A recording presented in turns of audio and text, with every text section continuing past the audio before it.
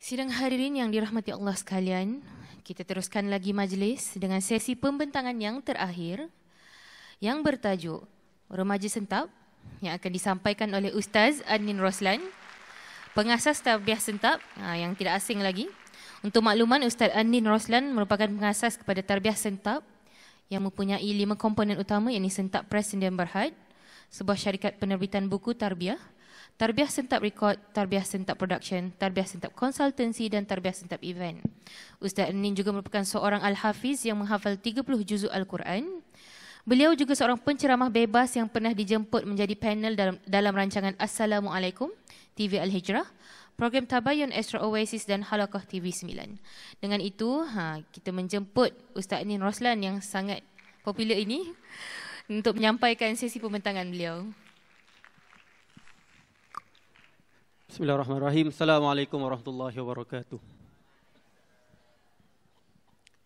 Bismillah, alhamdulillah, wassalatu wassalamu ala rasulillah wa ala alihi wa sahbihi wa mawalah. Rabbi syrah li sadri wa yassir li amri wahlul uqdatam min lisani yafqahu qawli.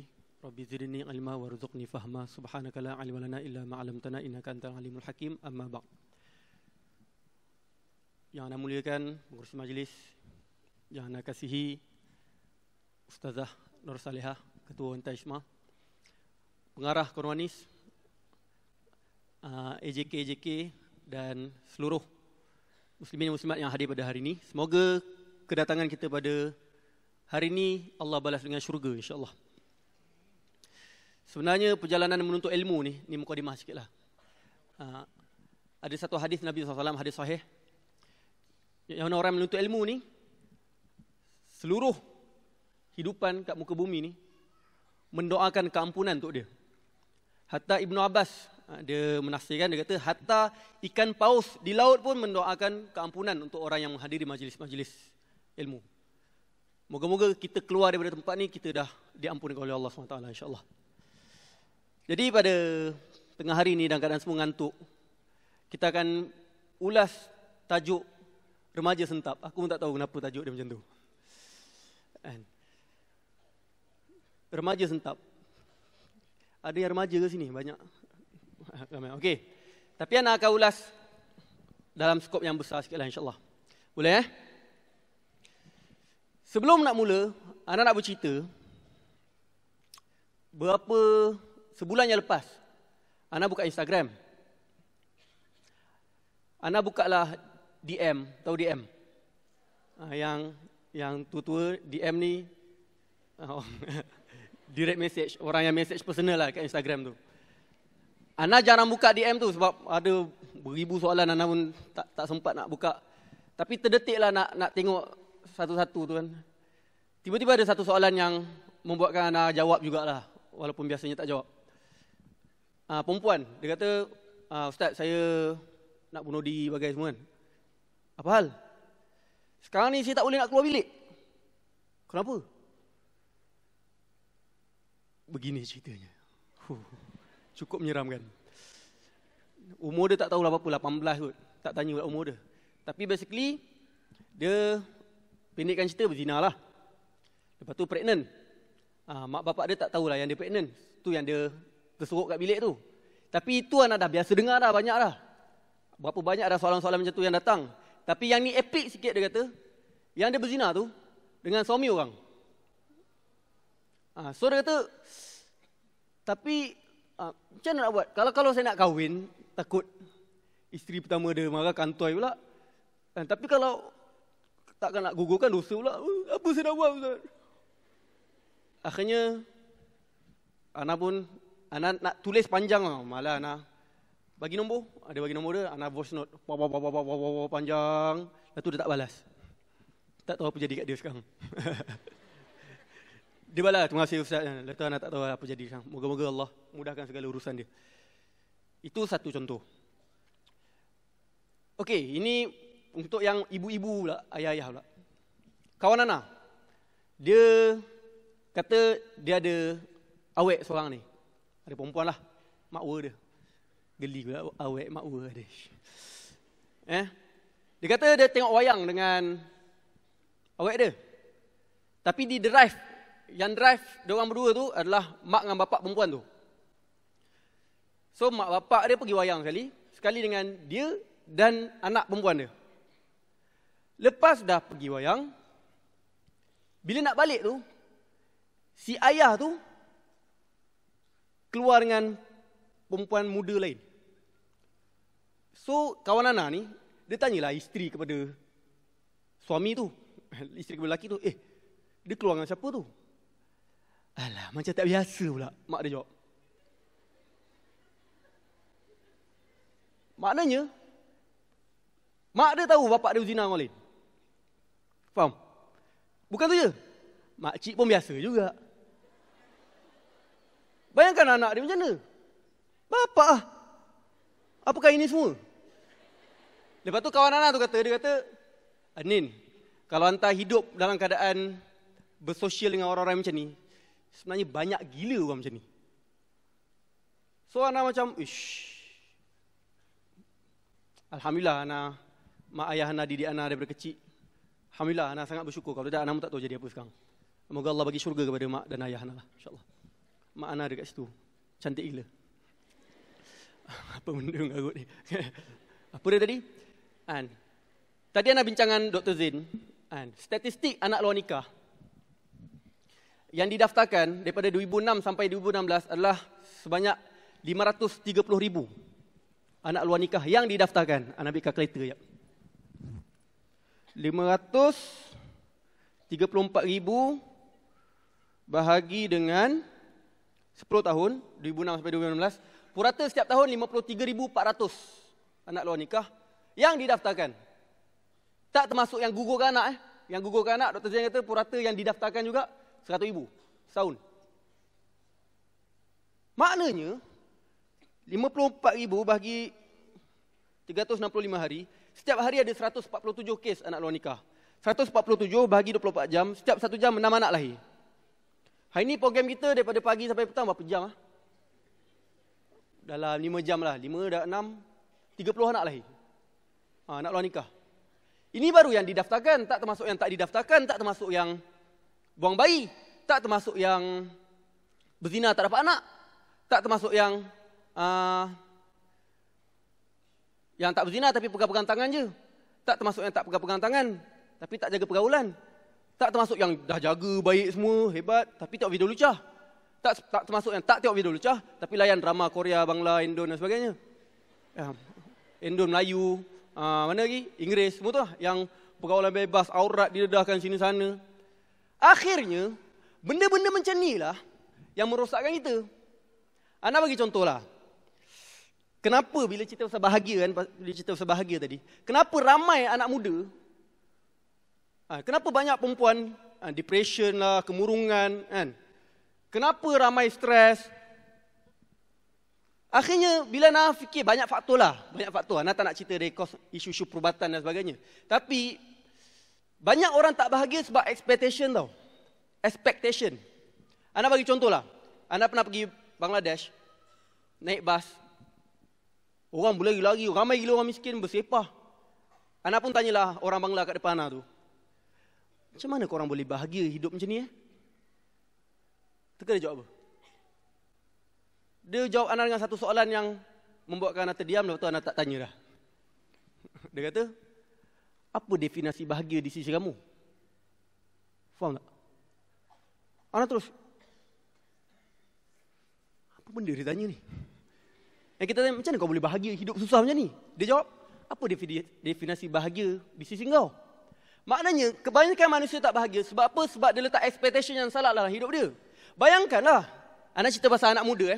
Anak muda majoriti, sini perempuan kan? Ana tak nak cerita pasal lelaki. Perempuan kebanyakannya, masa kosong dia buat apa? Cuba fikir balik. Drama lah biasanya kan? Banyak macam-macam jenis drama, tapi yang famous, drama Korea lah. Drama Korea, drama Jepun. Kan? Tengok, lepas tu tak sup. Obses artis tu pula, Lee Min Ho, Lee Wang So, Myung Sop. Lepas tu, nak kahwin dengan ni, apa?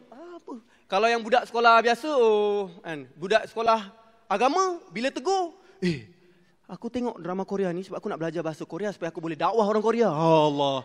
Guna agama untuk pertahankan dosa.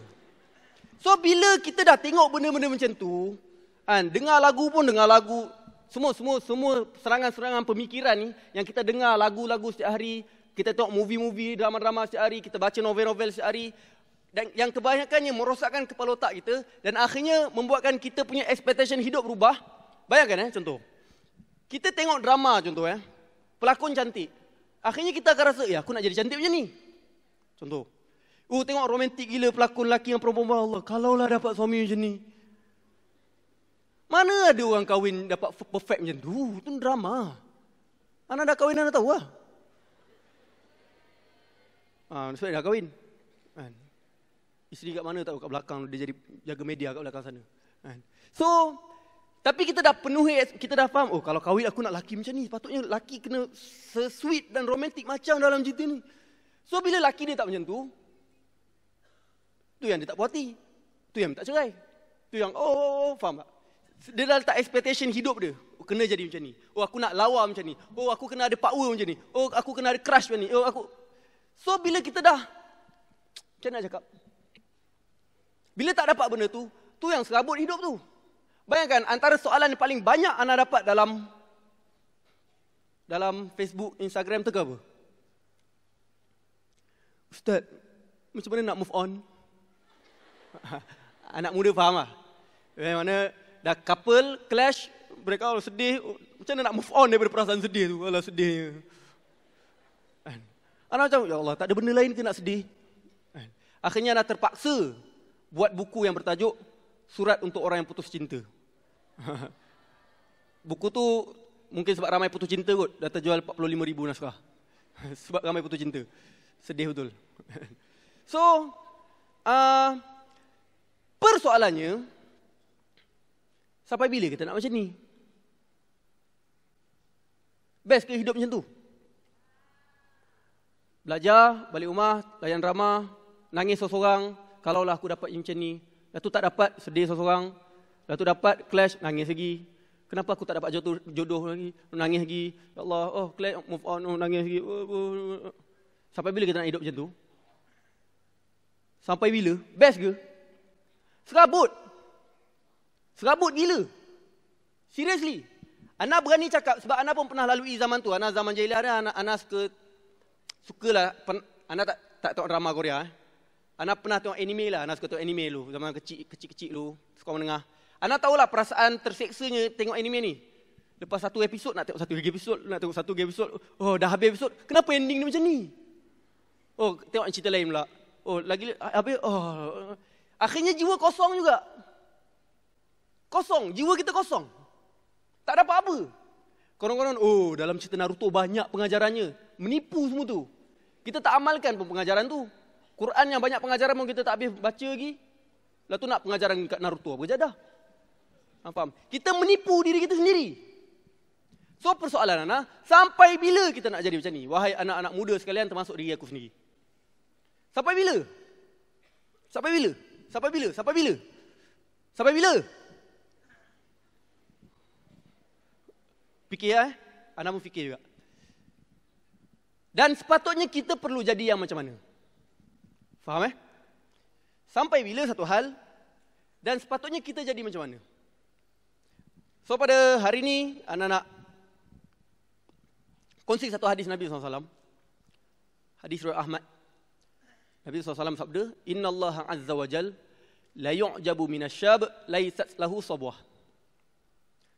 Sesungguhnya Allah Azza wa Jal la yu'jabu minasyab, takjub ataupun kagum dengan pemuda dan pemudi laysat lahu sabwah, yang di dalam diri dia tak ada sifat kebudak-budakan. Ana ulang balik. Allah SWT sangat kagum, sangat takjub dengan pemuda dan pemudi yang dalam diri dia tak ada sifat budak-budak. Sifat budak-budak ni apa? Ana ada anak umur 2 tahun. Dia fikir main je. Di DM friend, rumah Ana, tak dapat di DM friend nangis. Kan? Main masak-masak, tak dapat masak-masak nangis. Bangun tidur, bangun main lagi, tengok TV lagi, nangis, bangun tidur. Itulah budak-budak. So kalau kita yang dah besar, dah sekolah, dah universiti dan seterusnya, masih berfikiran budak-budak lagi, masih sikit-sikit nak berhibur, sikit game, sikit movie, sikit drama, game, movie, drama. Apa beza kita dengan budak-budak? Faham tak? Yang membezakan budak-budak dan bukan budak-budak adalah perasaan tanggungjawab. Orang yang ada banyak tanggungjawab, dia tak ada masa pun nak main game. Dia tak ada masa pun nak tengok movie. Dia tak ada masa nak tengok drama. Sebab banyak tanggungjawab, betul tak? So, jadilah orang pemuda yang tak ada sifat budak-budak, iaitu orang yang bertanggungjawab, dan hanya orang yang bertanggungjawab sajalah Allah kagum dengan dia. Innallaha azza wa jal la yu'jabu minasyab laisat lahu sabwah. Sesungguhnya Allah kagum dengan pemuda yang dalam diri dia tak ada sifat budak-budak. So, hari ni kita banyak sedih benda-benda, bukan sedih, serabutlah. Hati kita serabut, fikiran kita serabut. Sebab apa? Sebab kita banyak serabutkan diri kita dengan benda-benda kecil. Bila kita sibukkan diri kita dengan benda-benda kecil, akhirnya benda kecil berlaku pun kita dah stres. Faham tak? Oh, apa? Banyak tengok drama, banyak tengok movie, dengar lagu, drama, movie, lagu, drama, movie, lagu. Lepas tu couple, lepas tu clash, lepas tu sedih. Padahal benda kecil je pun. Benda kecil gila. Tapi boleh menangis macam, ya Allah, kenapa? Kenapa kau uji aku sebegini, ya Allah? Apa benda kecil je pun. Tapi macam mana, kenapa kita boleh fikir ataupun serabut dengan benda kecil? Sebab kita sibukkan diri kita dengan benda-benda kecil. Faham tak? So cara dia untuk memastikan kita boleh kuat, boleh bahagia sebagai seorang wanita, sebagai anak muda, sebagai yang dah berumur dan sebagainya, sibukkan diri dengan benda-benda besar.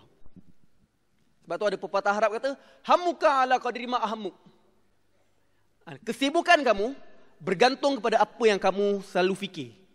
Apa yang ada ke hati kamu. So, bila kita banyak fikir benda besar, kita akan disibukkan dengan benda-benda besar. Dan tak ada masa pun nak fikir benda-benda kecil. Dan tak ada masa pun nak fikir ataupun sedih dengan benda-benda kecil. Seriously. Anda bagi contoh mudah. Nabi SAW. Kita dengar sirah-sirah Nabi, kehebatan Nabi, betul tak? Tapi pernah tak kita fikir perasaan Nabi? Bayangkan Nabi ada berapa anak? Ada berapa? Berapa anak Nabi yang meninggal? Anak lelaki Nabi semua meninggal. Sebagai seorang ayah yang kematian anak, ramai pula tu. Sedih tak? Tapi pernah tak korang baca satu sirah yang Nabi betul-betul sampai itulah masalah terbesar dia? Kenapa? Benda tu sebenarnya sedih. Ayah mana yang tak menangis anak meninggal kan? Tapi sebabkan Nabi SAW, dia sedih juga. Tapi itu bukan masalah terbesar dalam hidup dia, sebab dia ada perjuangan yang lebih besar daripada itu. Sebab tu Ana cakap tadi, orang yang berjiwa besar, orang yang buat benda-benda besar, dia tak ada masa nak down, jatuh dengan benda-benda yang kecil-kecil ni je. Semua orang ada masalah. Bukan tu je. Ada dalam satu kisah Nabi SAW, anak Nabi SAW kahwin dengan lelaki, tapi lelaki itu bukan Islam. Dan ketika perang, Nabi dapat tawan lah suami kepada anak Nabi SAW ni. Dan anak Nabi tebus suami dia dengan kalung yang diberi, yang Khadijah radhiyallahu anha beri kepada dia. Dan dia gunakan kalung tu untuk tebus suami dia yang kafir tu. Faham tak? Sebagai seorang ayah, apa perasaan dia? Ikut logik memang sedih lah. Nabi sedih. Ketika tu. Panjanglah kisah ni, panjang. Tapi kenapa Nabi berjiwa besar? Kenapa Nabi boleh teruskan perjuangan dan tak down? Mungkin kalau kita jadi mereka, mungkin kalau kita jadi, mungkin dah down dah. Kenapa? Sebab Nabi ada agenda yang besar dalam hidup dia. Sehingga benda-benda kecil ni tak mampu untuk membuatkan Nabi SAW down. Betul? Asiyah, isteri Fir'aun, betul? Isteri Fir'aun kan? Isteri Fir'aun kot. Fir'aun, bapa antara makhluk terburuk kat dunia ni. Jahat dia kritikal. Kalau kita boleh cerita, macam mana nak cakap, anak tak pernah jadi perempuan. Tapi perempuan kalau duduk dengan suami yang menyerabutkan ni, stres lah juga kan. Semua boleh faham lah. Tapi macam mana Asiyah boleh kuat? Sehingga Allah cerita dalam Quran, dalam surah Tahrim, وَضَرَبَ اللَّهُ مَثَلًا لِلَّذِينَ آمَنُوا امْرَأَةَ فِرْعَوْنَ. Perumpamaan orang beriman ni ibarat isteri Fir'aun. Kan إِذْ قَالَتْ رَبِّ ابْنِ لِي عِندَكَ بَيْتًا فِي الْجَنَّةِ وَنَجِّنِي مِنْ فِرْعَوْنَ وَعَمَلِهِ وَنَجِّنِي مِنَ الْقَوْمِ الظَّالِمِينَ. Dia duduk di bawah Fir'aun, tapi dia masih boleh beriman. Kalau cerita ikut logik, serabut tau. Tapi macam mana dia boleh teruskan kehidupan dan kuat dan jadi tokoh yang sampai sekarang kita tahu nama dia? Sebab dia ada agenda yang besar dalam hidup dia. Maryam AS kena fitnah, tak logik lah. Lahirkan anak tapi tak kahwin. Betul? Memang tak logik pun. Sekeliling dia tuduh dia berzina. Apa perasaan korang yang tak berzina kena tuduh oleh seluruh masyarakat yang korang ni berzina? Down, betul tak? Macam mana dia boleh teruskan kehidupan? Sebab dia ada agenda yang besar dalam hidup dia. Sehingga benda-benda kecil ni bagi dia, kutukan-kutukan manusia ni, tak ada apalah. Semua orang kena kutuk kan? Ada orang kena kutuk sikit dah. Ya Allah, kenapa lah aku kena kutuk? Kenapa nak berubah tapi kawan kita kutuk? Itulah dilema orang anak muda lah. Nak berubah, kena kutuk, down. Nak pakai tudung, kena marah, down. Kan? So, bila kita tak ada benda-benda yang besar, agenda yang besar dalam hidup kita, maka kita akan disibukkan dengan benda-benda kecil. Yang akhirnya menjadikan jiwa kita ni jiwa yang kecil. Dan akhirnya, orang yang berjiwa kecil ni, nak bermanfaat untuk diri sendiri pun susah, apatah lagi nak memberi manfaat pada orang sekeliling dia. Ana nak cerita sikit dalam baki beberapa minit ni, beberapa kisah ulama yang ana baca pun, ana terdiam lah juga. Betapa dahsyatnya pengorbanan dan agenda hidup ulama-ulama dulu. Jangan ana rasa ana jauh sekali lah, teruk betul aku. Mak ana mungkin tahu ana kat rumah macam mana. Malu lah juga dia ada kat sini. Abu Hatim, seorang ulama hadis. Abu Hatim ni, kisah Abu Hatim ni ditulis oleh anak dia, Ibnu Abi Hatim. Penulis buku Jarh wa Ta'dil. Abu Hatim ni dia punya kesungguhan untuk ilmu sampai dia sanggup berjalan kaki 6,000 km. Sampai ada sekali tu, dia belajar ilmu, belajar, pergi kelas, balik kelas, sampai 2 hari tak makan. Hari ketiga dia nak belajar lagi, dia dah tak larat, dia kata kat kawan dia, aku dah tak boleh simpan lah. Aku mengaku sebenarnya aku dah tak makan 2 hari. Aku dah tak larat sangat ni. So kawan dia kata, alamak, aku ada 1 dinar je. Okey, kita bahagi 2, setengah-setengah. Makanlah roti. Daripada roti itulah dia makan dan dia teruskan. Belajar. Ada sekali tu, dia nak buat pengembaraan ilmu. Daripada negeri ni ke negeri ni, daripada Palestin ke Syria, daripada Syria ke Turki, patah balik ke Syria, banyak, 6,000 km. Naik kapal, dekat kapal tak ada bekalan. Dia turun ke padang pasir, jalan-jalan nak cari bekalan. Dia jalan dengan 3 orang kawan dia. Abu Hatim dengan 3 orang kawan dia, jalan. Seorang pingsan. Ish, nak buat apa ni seorang pingsan? Tak apa, jalan je. Jalan lagi, Abu Hatim pula pingsan. So kawan dia jalan lagi, kat depan tu barulah jumpa ada orang dia bawa bekalan. Dan dia pun tolong bagi makan. 3 tu boleh hidup balik. Bawa bekalan, naik kapal balik. Bekalan habis lagi. Faham ke ni? Bekalan habis sampai dia punya lapar tu. Time tu atas kapal. Nampak penyu, tahu penyu? Nampak penyu tu diorang rasa inilah makanan paling sedap sekali. So apa diorang buat? Diorang pecahkan tempurung penyu tu. Tempurung cengkerang penyu. Tempurung. Jauh. Cengkerang penyu, kebetulan ada telur dekat dia punya atas tu. Dia makan yang penyu pun boleh jadi sedap. Nak kata betapa laparnya dia. Kan? Nak cerita apa? Nak cerita pengorbanan dia orang dalam dapatkan ilmu tu. Dahsyat tak? Ada seorang ulama tabi'in, siapa nama dia? Sekejap ya. Said, nama dia, Said. Apa dia buat? Dia menulis, dia kalau belajar tu, dia tulis nota. Alamak, nota dah habis.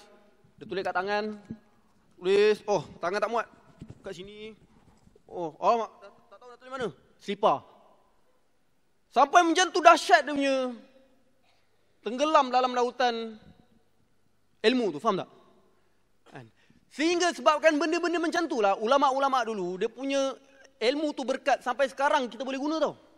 Macam anak tulis buku Tarbiyah Sentap kan. Anak pun tak tahu berapa tahun boleh bertahan tu. Rasanya anak mati orang dah tak tahu dah buku tu. Tapi ulama-ulama dulu, buku dia relevan kekal beratus tahun sampai sekarang orang baca sebab apa? Berkat dia. Kehebatan ulama-ulama dulu. Ada seorang nama dia Abu Hasan Al-Mawardi. Al-Mawardi ni tulis banyak kitab lah, antaranya Al-Ahkam Al-Sultaniyah dan sebagainya lah. Ada satu kisah dia yang anak sebagai penulis buku anak sentap lah dengar kisah ni. Abu Hasan Al-Mawardi sekali dia tulis buku. Dah habis tulis dah siap dah. Tiba-tiba dia terfikir, aku ikhlas ke tak? Aku rasa tak ikhlas lah. Selagi aku tak ikhlas, aku tak akan terbitkan buku ni. So dia simpan buku tu dekat satu tempat tersorok. Lepas tu dia biarkan. Selagi aku tak ikhlas, selagi tu aku tak terbit. Sampai dia dah nazak. Dia tak terbitkan lagi buku tu. Sampai bila dia dah nazak tu, dia panggil anak murid dia, dia kata, sebenarnya kau ada tulis buku, tapi aku tak tahu aku ikhlas ke tak. So kalau aku nak mati nanti, kau tanya aku, ya Syekh, kau ikhlas ke tak? Kalau aku genggam tangan kau, pegang tangan aku, kalau aku genggam tangan kau, maknanya aku tak ikhlas. Tapi kalau aku tak genggam, maknanya aku ikhlas. So bila dah nazak dah nak meninggal tu, anak murid dia, Syekh, kau ikhlas ke tak? Tak sempat tanya, dah meninggal kan. So dia tak genggam lah, faham? Lepas tu barulah anak murid dia gali balik, cari buku dia, dan akhirnya diterbitkan, dan buku dia tu sampai sekarang orang guna.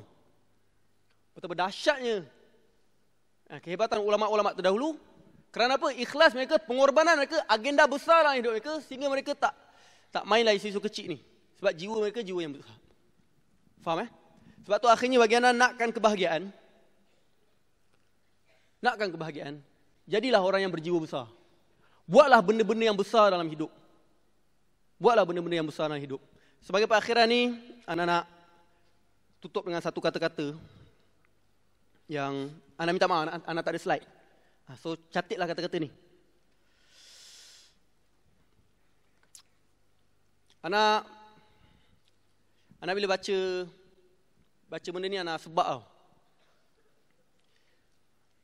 Kenal tak Ibn Taymiyah? Ibn Taymiyah antara ulama yang tersohor lah. Ada orang yang terima dia, ada orang yang menolak dia. Tapi majoriti ulama menerima dia. Dan dia memang hebat. Sepanjang hidup dia masuk penjara 7 kali. 7 kali. Dalam penjara tu dia menulis. Tulisan dia kena rampas, pen dia kena rampas. Apa dia buat? Dia ambil kayu, dia ukir dekat dinding. Nak tulis juga. Tapi hidup dia diseksa, masuk penjara, keluar penjara, masuk penjara, keluar penjara. Kalau kita jadi dia, hidup stres tak? Serabut betul. Ibn Taymiyah tak sempat kahwin pun. Hidup serabut. Tapi, bila anak murid dia ziarah dia, Ibn Taymiyah boleh tersenyum. Yang Ibn Qayyim kata, aku tengok senyuman dia tu macam seolah-olah dialah orang paling bahagia kat dunia ni. So bila dia tanya kepada dia, macam mana kau boleh setenang ni menghadapi segala dugaan? Time ni Ibn Taymiyah keluarkan kata-kata yang bagi anak cukup power untuk kita muhasabah bersama. Ibn Taymiyah kata, sesungguhnya di dunia ni ada syurga. Siapa nak salin-salin Sesungguhnya di dunia ni ada syurga. Tidak akan masuk syurga orang yang tak masuk syurga dunia ni. Faham tak? Anak ulang balik. Sesungguhnya kat dunia ni ada syurga. Orang yang tak masuk kat syurga dunia ni, dia tak akan masuk syurga akhirat. Ini bahasa Arab mana? Bila orang tanya dia, apakah itu syurga dunia? Dia jawab, syurga dunia ialah mengenal Allah, mencintai Allah, rindu Allah, dan berlemah lembut dengan Allah SWT. Lepas tu dia sambung. Betapa merananya penduduk dunia yang meninggal dunia tanpa pernah merasakan perkara yang paling manis kat dunia. Dia kata, merananya orang yang meninggal dunia tanpa dia sempat merasai benda yang paling manis kat dunia. Dan orang tanya dia, apa benda yang paling manis kat dunia? Dia jawab, perkara yang paling manis kat dunia adalah bermesraan dengan Allah SWT. Bila orang yang dah ada Allah dalam hidup, Ibn Taymiyah kata apa? Bayangkan dekat penjara, dia kata, di dadaku sentiasa ada syurga. Dia kata, jika aku dimasukkan dalam penjara, inilah masa aku untuk berkhalwat dengan Allah. Jika aku kena bunuh, aku mati syahid. Kalau aku dibuang negeri, ibarat aku sedang melancung. Letaklah aku ke mana-mana pun. Sebab apa? Jiwa dia dah ada syurga, dah ada Allah. Jadi macam mana berat ujian pun, dia tetap bahagia. So, ana doakan kita semua menemui Allah dalam hidup kita. Letakkan Allah sebagai matlamat terbesar dalam hidup kita. Sibukkan diri kita dalam usaha-usaha untuk meninggikan Allah, meninggikan kalimah Allah, menegakkan hak-hak Allah dan Rasul. Dengan benda-benda besar ni, insya-Allah kita tak ada masa pun nak fikir benda-benda kecil, dan hidupan kita akan lebih bahagia, insya-Allah. Wallahu alam, yang baik daripada Allah, yang buruk daripada diri anda sendiri. Assalamualaikum warahmatullahi wabarakatuh. Terima kasih Ustaz Adnin Roslan di atas pembentangan yang cukup sentap sebentar tadi. Sebagai tanda penghargaan, majlis menjemput Puan Rashidah binti Arsyad, Unit Kebajikan Sosial Wanita ISMA, mengiringi Datin Hajah Nur Hasimah Ibrahim, Ketua Biro Hal Ehwal Korporat Ikatan Muslimin Malaysia, bagi menyampaikan cenderamata kepada Ustaz Adnin Roslan.